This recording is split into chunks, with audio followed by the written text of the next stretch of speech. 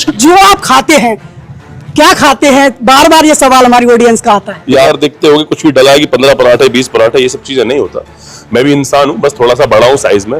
मैं भी वही खाता हूँ आप जो लोग खाते हैं, बट मेरे तरीके अलग है। गाय माता की दुर्दशा किस हद तक पहुंच चुकी है जा रहे हैं। देश का फौजी जो भिंड का फौजी है वो आंदोलन कर रहा है, नेशनल हाईवे पे 6 वे लाइन की मांग कर रहा है। तो इतना बड़ा प्रश्न कर दिया कि हमारे राष्ट्र का आज के टाइम में मेरे साथ सबसे बड़ा प्रश्न है। नमस्कार, आपकी जन अदालत में से मैं हूं राजा भैया पाल। आज आदिशक्ति पीठ मां रेकुला देवी की दरबार में आज भारत की एक ऐसी शख्सियत जो किसी पर्चा के मोहताज नहीं है, आज हमें पूरा भारत जानता है। आज मुख्य रूप से आला उदल की ये धरती है। धन्यवाद आपका, सभी लोगों का आपका प्रेम मुझे मिला और माता रानी के दर्शन करने का आशीर्वाद प्राप्त हुआ। धन्यवाद। आज जिस तरीके से आपने इस काया को 19 साल लगाए, 19 साल की तपस्या है आपकी इस लक्ष्य को हासिल करने के लिए, आज की युवा पीढ़ी को क्या संदेश देना चाहेंगे जिससे वो भी आपकी तरह बन के दिखाए। मैं सभी युवाओं से कहना चाहता हूं कि जरूरी नहीं है कि आप शारीरिक रूप से मेरी तरह बन पाए, कोई बड़ी समस्या नहीं है। अगर नहीं बनते तो इसे ओके, लेकिन आपको ये ध्यान जरूर रखना है कि जो ईश्वर ने आपको काया दी है उस काया को आप कैसे संभाल के रख सकते हैं। आपके पास अगर भगवान ने हाइट नहीं दी है, लेकिन अपने शरीर का ध्यान रख सकते हैं, अपनी सेहत का ध्यान रख सकते हैं कि आपके ऑर्गन प्रॉपर काम कर रहे हैं। इसके लिए आपको थोड़ा बहुत मेहनत करने की जरूरत है।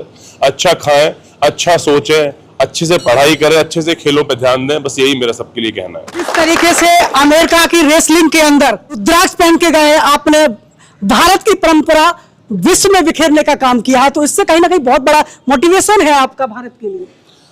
मेरी कोशिश यही थी कि जब मैं किस्मत वाला था, क्योंकि अगर अभी आप पूरे हिस्ट्री उठा के देखेंगे हिंदुस्तान की, तो अभी तक से 7 या 8 ऐसे पहलवान हो पाए अभी तक के इतिहास में जो वहां तक पहुंच पाए। तो जब मुझे वहां पहुंचने का मौका मिला तो मैंने सोचा क्यों ना हम अपनी संस्कृति को ऊपर ले गए। इंटरनेशनल प्लेटफॉर्म पे हम लोग शर्माते हैं धोती पहनने में, हम लोग शर्माते हैं अगर मैं टीका लगा लिया, हम लोग हिंदी बोलने में शर्माते हैं।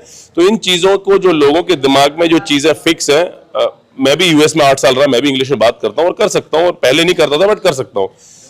लेकिन मेरा वहां वो करने का नतीजा सिर्फ यही कारण था कि लोगों को ये समझ में आए कि हमने जिस संस्कृति में जन्म लिया है, जिस मिट्टी में हम पैदा हुए हैं, जहां से हम हैं, हमें उस चीज पे गर्व होना चाहिए।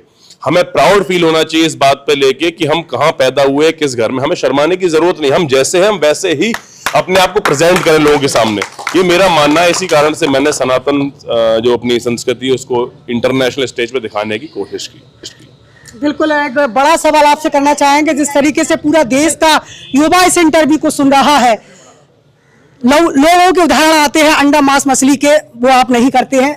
इसके बाद जो आप खाते हैं क्या खाते हैं, बार बार ये सवाल हमारी ऑडियंस का आता है। ये आपका ऑडियंस सवाल नहीं है, पिछले 15 सालों से इस सवाल का जवाब दे रहा हूं मैं लगातार हर किसी मीडिया वाले को, क्योंकि ये सेकंड फेवरेट सवाल होता है लोगों का कि आप खाते क्या हो। क्योंकि गूगल पे आप कई बार देखते होगे कुछ भी डला है कि 15 पराठे 20 पराठे ये सब चीजें नहीं होता। मैं भी इंसान हूँ, बस थोड़ा सा बड़ा हूँ साइज में। मैं भी वही खाता हूँ आप जो लोग खाते हैं, बट मेरे तरीके अलग है। मैं सबको बोलता हूँ कि खाने से प्रॉब्लम नहीं है, आप अच्छा खाना जो गाँव का खाना जो घर का खाना वो खाइए, लेकिन आपको इस बात को समझना होगा कि खाना कैसे है, क्या खाना है वो इशू नहीं है अपने इंडिया में।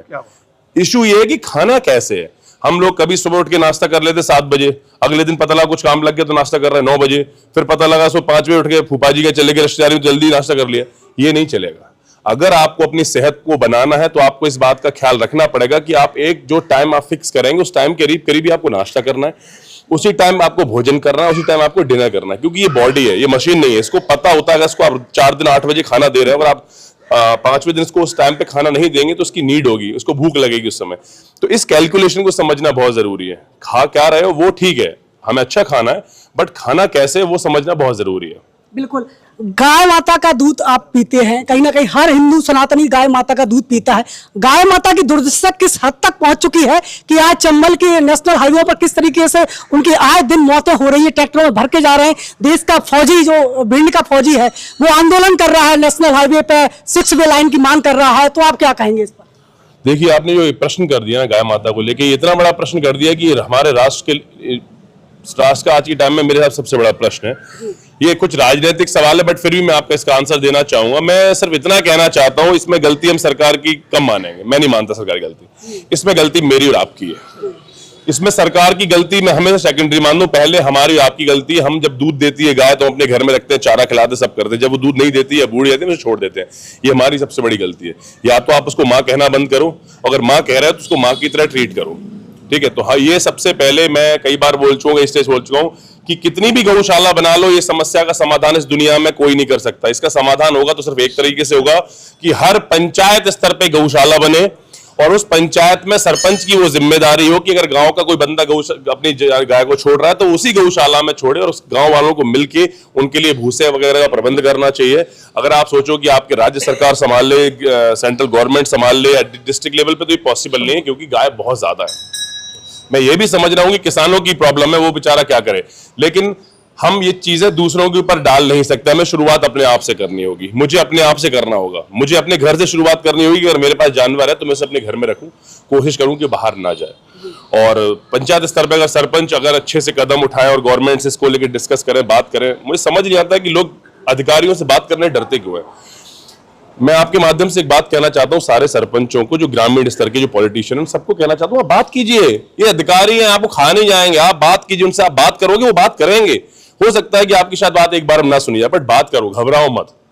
सो बेसिकली यही है कि गायों की तो दुर्दशा तभी सुधर पाएगी जब हम लोग खुद सुधरे और हमारे पंचायत स्तर पर इस पर काम हो। एक माँ के लिए सवाल करना चाहेंगे। आप आदि शक्तिपीठ मां रणकौंसला देवी के दरबार में खड़े, ये वो भूमि है जहां पर लोगों को वीरता में जीत हासिल होती थी, इसलिए उनको रणकौंसला देवी के नाम से जाना जाता, रण में विजय मिलती थी। तो क्या कहना चाहेंगे इस माँ के लिए, इस भूमि के लिए? मुझे एक्चुअली मैंने एक आध दो बार ये सुना जरूर था यहाँ के बारे में, कभी आया नहीं था मैंने। और आज आप जब आपने मुझे एक्सप्लेन किया तो मुझे समझ में आया। बहुत किस्मत वाला हूँ, बहुत खुश नसीब हूँ कि आज मैं यहाँ दर्शन कर रहा हूँ और यहाँ पे इंटरव्यू दे रहा हूँ। ये मेरे लिए बहुत बड़ी लकी हूं मैं शायद। इसलिए मैं सिर्फ यही कहना चाहता हूं कि देखिए, ईश्वर के बिना कुछ नहीं है। हम लोग सिर्फ कठपुतलियां हैं, ऊपर से सब कुछ हो रहा है। आप अपने कर्म करते जाइए अच्छे से, ईश्वर को मानते जाइए, ईश्वर की बताई हुई बातों को। और सब पे नहीं चल सकते तो एक दो बातों को मानते जाइए और एक ईमानदारी से अच्छी नियत के साथ काम करते जाइए। आपको माता का आशीर्वाद हमेशा प्राप्त होगा। आप हमेशा आगे बढ़ें। आखिरी सवाल करना चाहेंगे, युवा पीढ़ी को आप संकल्प देके कहीं ना कहीं जाएं, या कोई ऐसा लक्ष्य है आपके जीवन का कि जिस तरीके से आपने अपने जीवन में नशा नहीं किया, तो आपको जो मानने वाले लोग हैं, जो आपको अपना आदर्श मानते हैं, वो भी नशा ना करें? मैं पूरी कोशिश करता हूं। ये बड़ा थोड़ा कठिन सवाल है, कई बार मुझे दुख भी होता है इस बात का लेके कि मैं अपने लोगों को नहीं समझा पाता। बाहर के लोगों को क्या समझाऊं, मैं अपने खुद के घर के लोगों को, घर से मतलब कि मेरे अपने लोग, ये मेरा घर ही है एक तरह से, तो मैं यहाँ के लोगों को समझा पाता। मेरा देखो, मैं सिर्फ इतना कहना चाहता हूँ, मैं रहने को मैं भी अपनी जिंदगी अच्छे से यूएस में बिता सकता हूँ। मेरे पास वहाँ घर है, ग्रीन कार्ड है, सब कुछ है, बट मैं वापस सिर्फ इंडिया इसलिए आ रहा हूँ कि मैं जिस जगह पहुंच चुका उसका फायदा शायद अपने लोगों को दे पाऊं कुछ ना कुछ। और मेरा कहना सिर्फ यही है कि आप आज नहीं समझोगे, आप एक दिन जिस दिन बिस्तर के ऊपर हॉस्पिटल पहुंच जाओगे उस दिन समझोगे, तो इतना देर क्यों करना, उसको पहले क्यों नहीं समझते। तो बस यही कहना है मेरा।